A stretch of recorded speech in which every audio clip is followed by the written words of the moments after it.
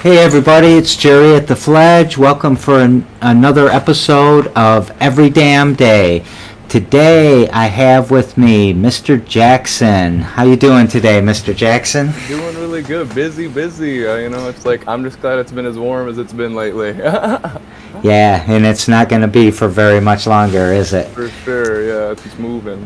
Yeah, so today Jackson's going to talk to me about, or talk to us about teaching and modeling children, I guess, in the during the modeling. yeah, during the pandemic and during COVID and all of that. So, if you don't mind, why don't you start out with telling us something about yourself and something about your project? Well, basically, I'm an artist is kind of my biggest quality, and I kind of put it into everything I do, and I think that's kind of what led to the modeling and teaching, and so basically, I go about everything with kind of like an artist touch, and like that's kind of when I went into teaching. My first thought was like, I want to make this like a project where it's I wanted to influence people. Is basically when I started making art. So I realized if I started teaching, like my ability to influence and have that influence actually make an impact would be much greater with children. So I kind of fell in love with that, and I just got into that maybe about a year or two ago, really honing in assistant teaching, preschooling. And I've been modeling for about 4 years, and just about a year or two ago when I started teaching, my international modeling career had kind of like taken off, so my plans of France and Italy, like it was lining up. And so I went to Italy for the first time, and a week after I came back is when like all of the Lombardy area of Milan was shut down for COVID. Like my agency wanted me to stay for 3 weeks to go to the Paris Fashion Week, and within that time period of me leaving, those 4 days, they shut down all the northern region. So it's like, it kind of feels like as everything was picking up with teaching and modeling for me, it all of a sudden was like immediately changed as well, Okay, so I'm such a geek, I'm such a nerd. When you said that you wanted to talk about teaching and modeling, and I know you're a model, by the way, but I'm thinking teaching and modeling, and like modeling in the teaching sense where, you like show a behavior and then the kids mimic you and you model the behavior and you're figuring out a model for how to teach. And it was curious to me when you said that, because I was thinking, why isn't he going to talk about his music and his modeling? And I was so out of the paradigm that it's just now that I'm learning that you're talking about your modeling career, where you get up there on the runway and all of that. So yeah, well, it's because it kind of goes hand in hand, because I thought like, the best teacher you can be is like, I want to be a person that inspires people. I want to kind of show a kid like you can do a lot of different things. Like your preschool teacher is not just someone who makes peanut butter and jelly sandwiches and puts macaroni on the edges of paper. They're also the person who like is going to Italy for the weekend to go into Fashion Week, and they're like also, just trying to be a person I want to be to show kids that they can be that, like really going the distance for them. Exactly. Like that's the whole point of this, was like, because most of my jobs, when I went to teach, it'd be going to a school or going to classes or going to like, I worked with like a lot of like handicap and like students who had learning disabilities. So I'd go to different centers and do that. So like, it just, as all of this picked up with the really like honing in on teaching and honing in on modeling, like I realized that the two together, because at first it was really hard for me to put them together. It was like modeling and my art and my music and school, because I just was like, well, these don't blend. Like these are like inappropriate is kind of what it felt like. Like I can't be a teacher who has like his outdoor life reflect what's going on in the classroom.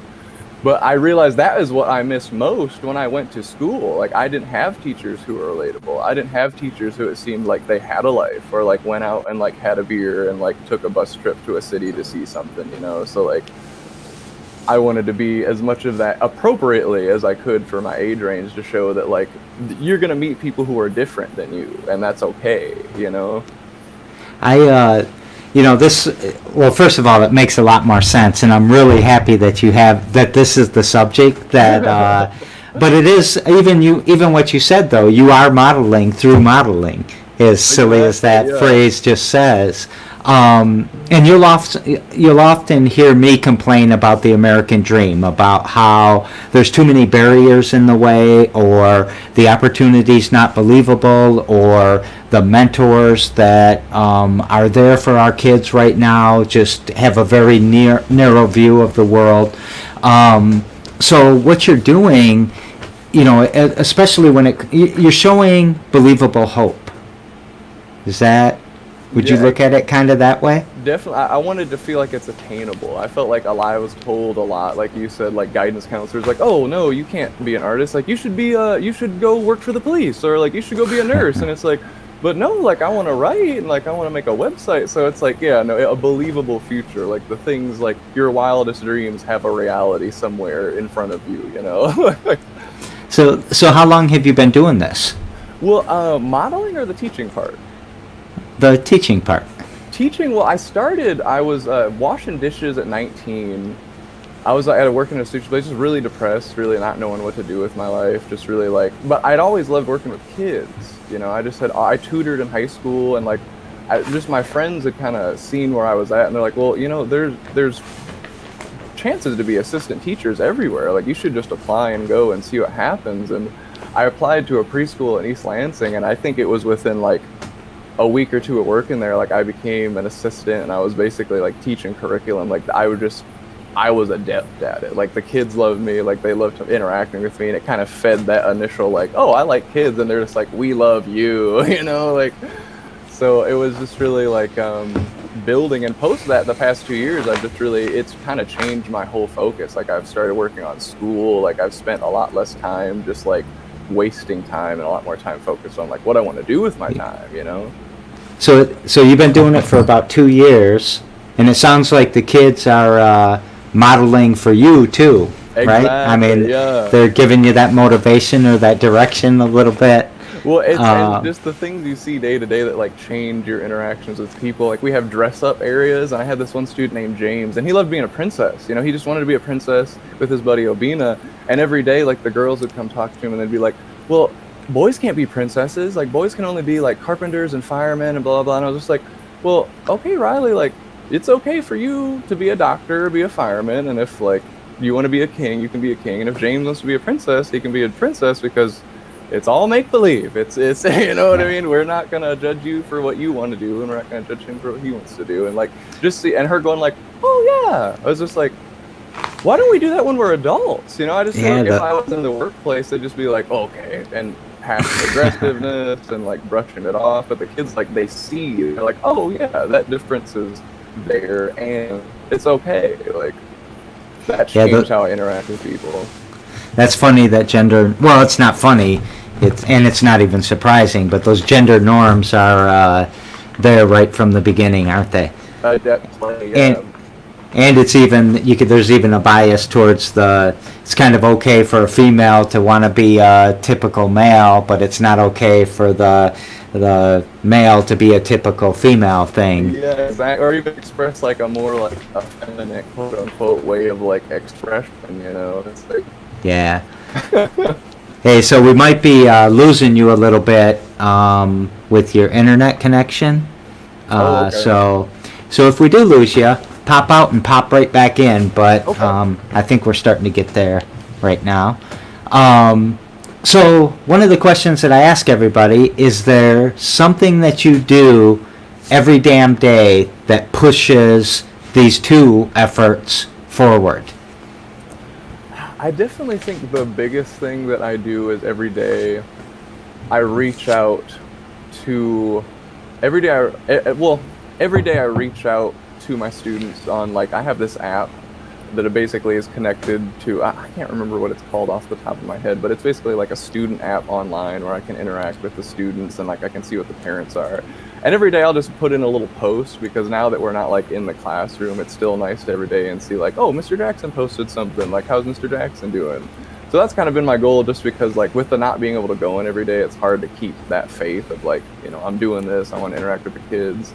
And for modeling, mostly what I've been doing is just really keeping with my connections and trying to meet more people, because even though and mostly I've just been doing that by every day I'll contact like a photographer I haven't talked to in a while, or I'll contact like a booker I haven't talked to in a while, just because like, especially with modeling, the way everything is going now, especially in America, like all of the other countries are like working somewhat like they normally did before, while like the American modeling like enterprise is like on a whole other, nobody's trying to touch it right now tier. Like we can't travel anywhere, like we can't even really get booked in places we used to get booked. Like most of the big campaigns are going towards European models who have worked before, who have the ability to travel.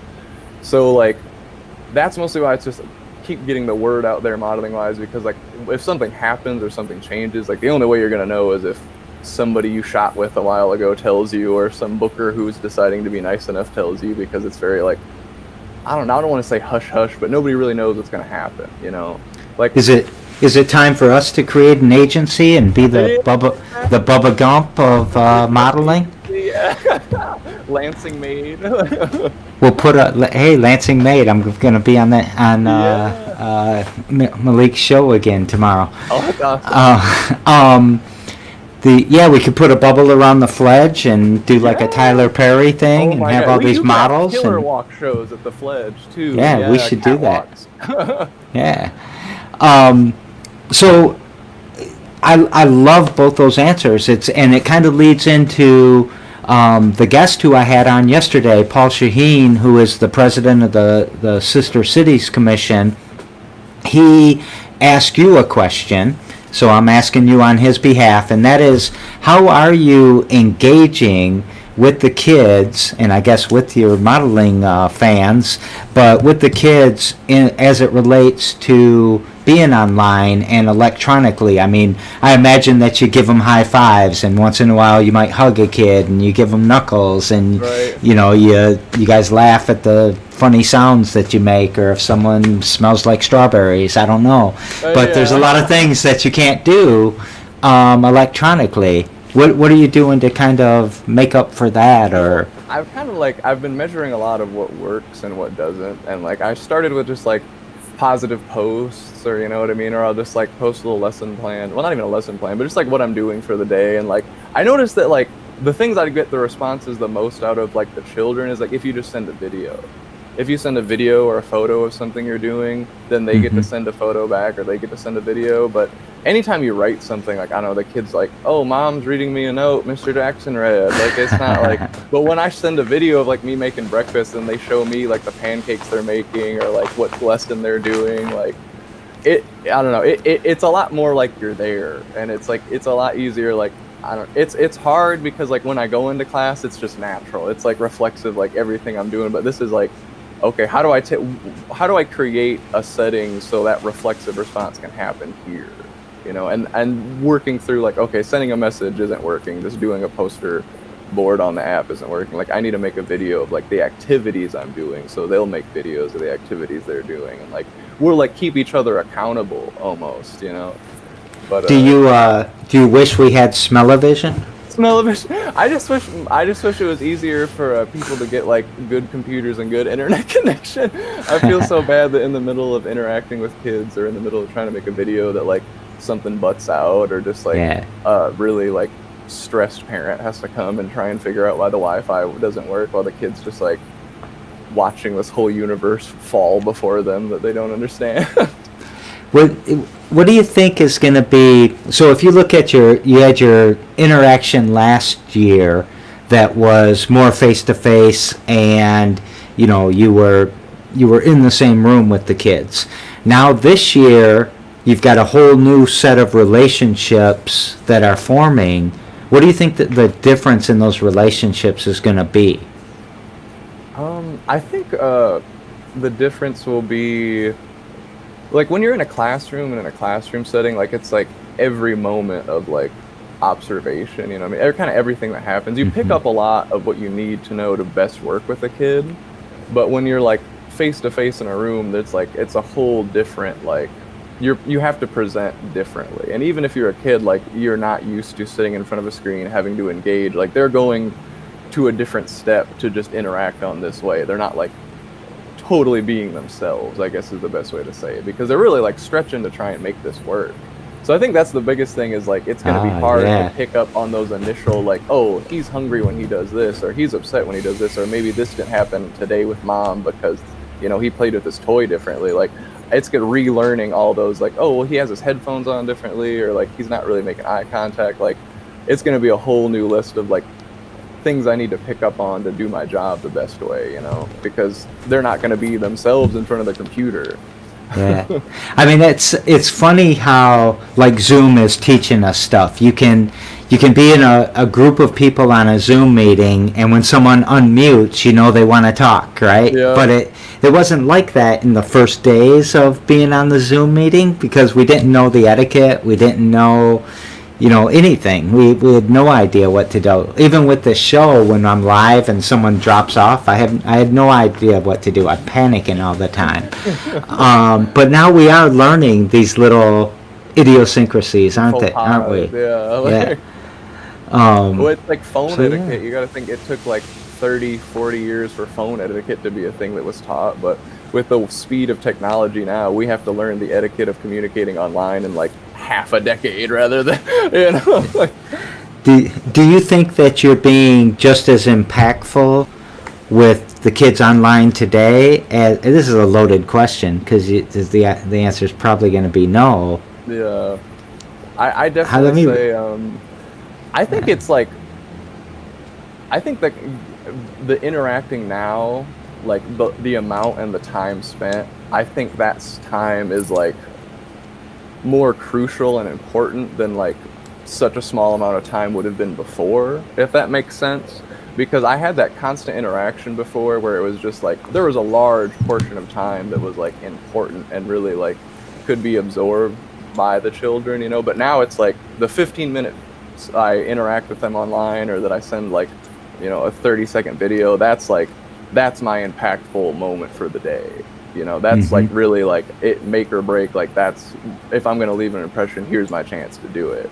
So like, I think that's good in that like, there's still going to be that impression there and they're going to have everything every day that they can soak up from it just in that moment. But also, instead of having a whole day to have those little moments throughout the day, I have one moment each day where they can pick up from that. Like that's going to be the hardest part. And that's why I feel like I'm not going to be as impactful as I was in the classroom, but I also realize why the impact I'm doing is more crucial than it was before, if that makes sense. You know, if that really impactful thing happens at 9:43 in the morning and then you're still with them till 2 and you do a few other things, they might not remember that. But if it's the only thing that happens at 2 o'clock every day or whatever, then it does become more important. Those little things become more precious. The routine of it as well. Yeah, that's really interesting. What about the forgiveness? One thing that I've seen in the business world is you know, the camera goes out, the audio's not that great, the internet skips a little bit, and things, we all are forgiving each other a little bit more when it comes to like you and I having a couple technical problems in the beginning. Yeah. It's, you know, it's just COVID, and I don't want to start using that as an excuse for everything. But at the same time, I feel like we've been, not the political side of us, but the tech side of us and the business side of us has been more forgiving of things like that. Yeah. Do you think we're not taking ourselves as serious as we were when it was all face to face and in a suit and blah blah blah and blah blah blah? I think it's definitely like we're giving each other like a little more like room to breathe. You know, it feels like definitely before in the business world, it was just like there's like not a time to fuck up, and now it's just like you have only enough time to get it right, if that makes sense. You have as much time as it takes to do what you need to do, because face-to-face communications, if you do something wrong, it's like, okay, I'll go and interact with somebody else, or I'll go do this another time. It's like, no, we're in this lobby, we have to make this work right now. Like, so yeah, no, I definitely think that, and I prefer to like give people more time. I think that like this is a lesson in like maybe how we should have been interacting with people in general, because like I think like the lateness and just the like interacting with people in a different way, like I think this is really helping us like make room for each other, like patience, you know what I mean? That's the biggest thing, is just having that patience for people. That's awesome. So tomorrow, I've got a good friend of mine from Dubai is coming on the show, and for those of you who don't know where Dubai is, it's an emirate in the United Arab Emirates. It is in the Middle East. It's next to Saudi Arabia, above Yemen, and he is he has a PhD in like environmental protection, and he has a consulting company, environmental protection. And you have the opportunity to ask him a question through me. So what question would you like me to ask him for tomorrow? Well, I guess it's kind of like two in that, like, what major environmental impacts are going on in your area right now? Because I know we have the California wildfires here right now, and like the hurricanes that are very like reflective of global warming and things like that. And also, like, what is it that like you're currently doing to work on those problems, like in your area? You know. Yeah. So, for those of you who have watched the show before and those that haven't, whenever somebody asks the question of the guest for tomorrow, I ask them to answer that same question. So, what do you think are some of the big things? And you listed wildfires. And what are some of the things that you're doing about global warming, environmental protection, or the whatnot? Well, in my area, like the biggest like environmental impact I've noticed from is just how many clouds and how much the daylight was affected, just the weather in general, from not only the fires to the west, but like the storms that were going on, like to the southeastern regions. Like that's kind of the biggest, like in my area, environmental impact that I've seen from global warming really take hold. And my own personal impact, like what I've been trying to do is I've been trying to really like, especially since like there's been all the weird testing with the meat supply factories and stuff, I'm really trying to like go towards more veganism and try to eat less meat. And I've been trying to like do a lot more recycling in my area and just start like a victory garden. That was my big goal for the summer, was have a victory garden, start moving towards veganism, just to like reduce my like CO impact, like have food of my own that I produce, you know. Yeah. So I guess those are kind of my two. Those are awesome. A lot of people discount the meat production and the amount of water that it wastes and the amount of gases that are contributing to global warming. So I like that you're putting, you know, the veganism or just vegetarian in general is helpful as an environmental impact thing. So thanks for spreading that word, Jaxon. Of course. Is there anything else that you want to add? I think that's about Anything it. else you'd like to add? Everything. All right. Well, thank you for being on an episode of Every Damn Day. It's very interesting. We probably didn't talk enough about your modeling and your runway stuff, but the kids and helping out the kids, you've got a... I really have a lot of respect for you for doing that. I think it's one of the scars that's going to be on this generation is how their education was impacted, and everybody out there fighting the fight. I think we need to be boosting you up and boosting your signals and helping you out and helping the kids and helping the parents. So I love to hear it. Thank you. A lot of respect for you, Jaxon. So thank you so much, Jerry.